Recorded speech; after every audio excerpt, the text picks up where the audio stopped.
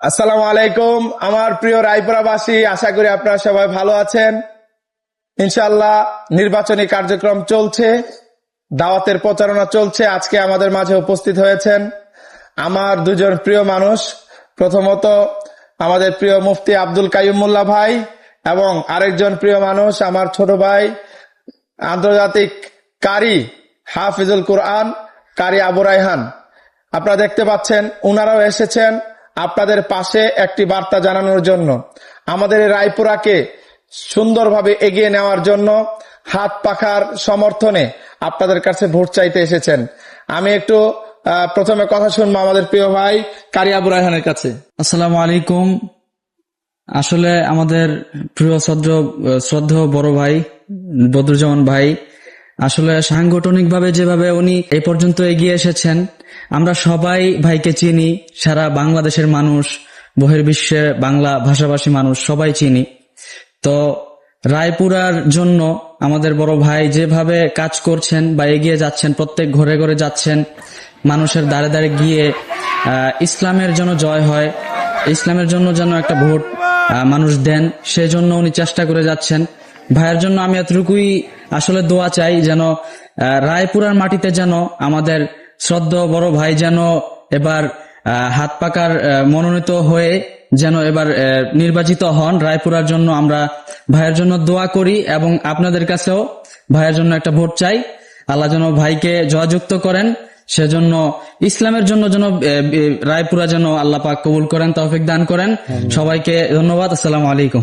মাশাআল্লাহ, প্রিয় ভাইরা, রায়পুরা অসংখ্য আলেমী দিনরা এসেছেন, বিশিষ্ট ব্যক্তিবর্গ এসেছেন, সবাই বলেছেন আমরা যদি হাত পাখাকে বিজয় করতে পারি, ইনশাআল্লাহ আগামী দিনে রায়পুরা হবে বাংলাদেশের মধ্যে একটি মডেল এলাকা ইনশাআল্লাহ।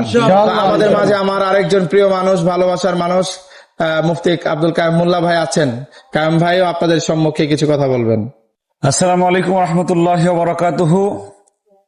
যুবকদের আইডল, বাংলাদেশের উজ্জ্বল নক্ষত্র, আমার বন্ধুবর, আজকে এসেছি রায়পুরায়। জাতীয় সংসদ নির্বাচন 12 তারিখে হবে।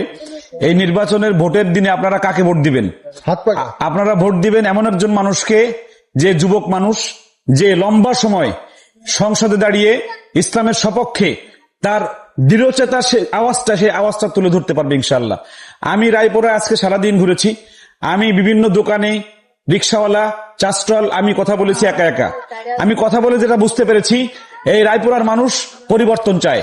তারা একজন যুবককে সংসদের প্রতিনিধি হিসেবে চায়। তারা ইসলামিক একজন আদর্শিক একজন শিল্পীকে তারা সংসদে পাঠাতে চায়, এবং তারা সবাই চাচ্ছে একযোগে যে হাত পাখার মনোনীত এই আমাদের প্রিয় বদরুজ্জামান ভাই সে যেন নির্বাচিত হয়।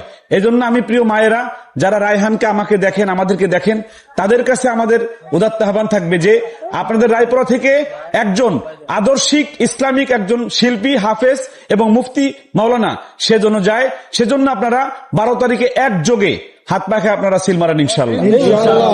মাশাআল্লাহ, অনেক অনেক ধন্যবাদ।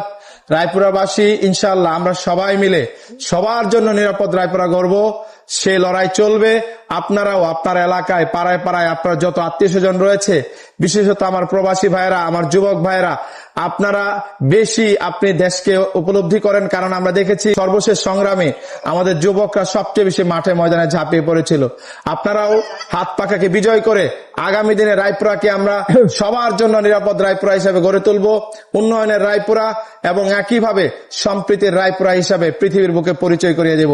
এই প্রত্যাশা রেখে সবাইকে হাত পাখায় ভোট দেওয়ার আহ্বান জানিয়ে আজকের মতো ভিডিও শেষ করছি। আল্লাহ হাফেজ। আসসালামু আলাইকুম রহমতুল্লাহ বারাকাতুহু।